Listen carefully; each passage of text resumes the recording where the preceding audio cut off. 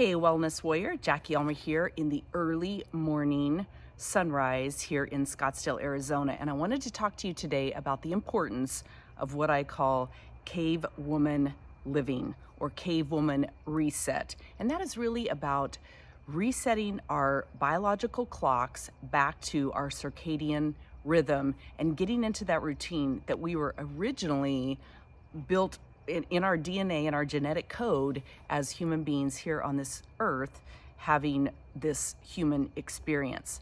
So I just wanted to share a couple of things that I do as part of my morning reset. One of the things that you want to do just quickly, ideally as early as you can in the morning, within an hour of getting up, if possible, you want to get out in the morning sunlight without your sunglasses, without sunscreen on, whatever, and you want to allow yourself to be out in the light. Now, if you have the opportunity to gaze gently out at the sun, not looking straight at it, but just opening up your gaze and yourself to that morning sun, it's amazing how the vitamin D penetration that you're going to get from that fresh sunlight, as well as just something about the essence of the sun opening up our inner being, our actual human experience. Now, if you live in a part of the world where it's cloudy, that's okay. It's still the sunlight that makes all the difference. Can you see my incense floating up here? That's kind of funny. I like to burn incense out in the morning when I'm here as I do my morning pages and my journaling routine. So I'll try to get that out of the way so it's not on the film. But just a couple of things I wanted to share with you here. When you're out in the morning doing the reset, I always like to pause and be aware. How does the air feel? What are the sounds that I hear? Do I hear the birds chirping? Now, I will tell you, if you go out first thing in the morning, that first hour before the sun comes up, you do typically hear the clouds going crazy. And you can Google it and learn a little bit more about that. But there's that saying, the birds always sing the loudest toward the dawn. And it's something about what they know about the dawn and the sun and nature. And so I always love to listen for that. And out here, I'm on the outskirts of the big part of Valley of the Sun, certainly away from Phoenix, out here where it almost feels like I'm in the country. So it's very quiet. I have a wash behind me where I can walk, and it's easy to get out in the desert and do these walks. So get out in the sunlight, spend 10 to 15 minutes if possible in that first morning light. Now, another thing you want to do, and I'll come back to it, is in the evening, as the sun is beginning to set toward the west, you want to get out again just to remind your biological clock of what's going on. One of the things that the sunlight does is it helps your body know to release cortisol in the morning, which is important. We tend to think that cortisol's an evil hormone. It's not. It's something that we need, but it prepares your body to be up, to be alert, to eat, consume good nutrition for the day. And so that's an important part of it. Now, I also live close to my local high school. It's just right over there. I can actually sit out in the evenings in the fall and listen to the football games and watch the fireworks go off. Literally, I get a display right from my backyard. But when I'm out, not only do I listen for the birds, but I listen for the sound of traffic, the sound of airplanes. Being from an aviation background, I love listening to the airplanes. What do I hear that's going on around me? And what are the feelings that invokes in me?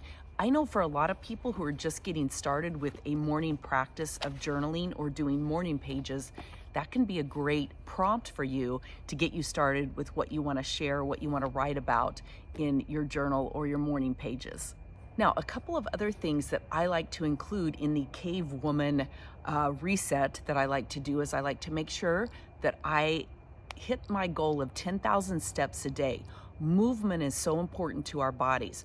Here in the United States and elsewhere around the world, we've gotten into this gym rat mentality where it's no pain, no gain, or have to spend at least an hour at the gym and 30 minutes at least of hard cardio. And I let all that go about a decade ago. I really began to focus on 10,000 steps a day, being in movement, being out in nature, being out in the desert, and then doing those other movements like yoga, stretching, functional movement, to where I make sure as I age, my body is equipped to deal with all that. So I'm much less likely to fall and break a hip. I'm much less likely to break a shoulder or any of the things that happen as we age. And the reality of it is, the time to begin preparing for the aging process is much younger in your life. They say that Alzheimer's begins to settle in at about 35, but it doesn't typically show up for 30 years or so later. So for me, no matter what age you are,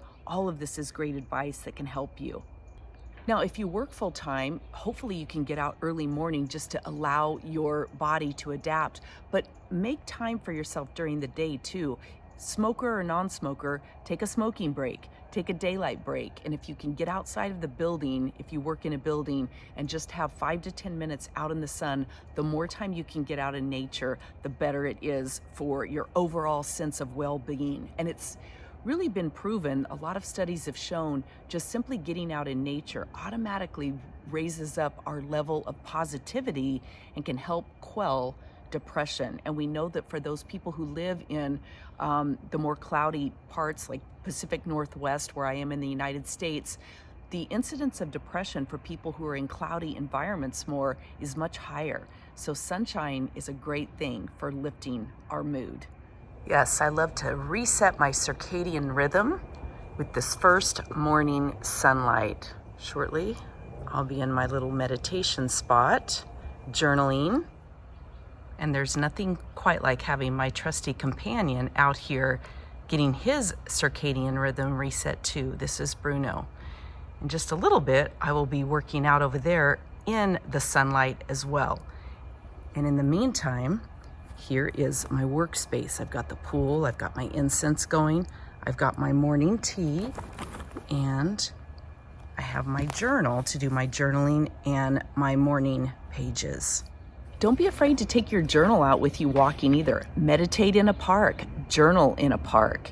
Just have some time where you can literally kick your shoes off, ground yourself in nature, walk in the rocks, walk on the grass, just stand there and allow your feet to have physical touch with the earth, with Mother Earth. Okay, now I'm gonna show you how I work out in the morning outside, again, getting my sunlight reset. I've got a little exercise ball here that I use, and I've got my 3-pound weights.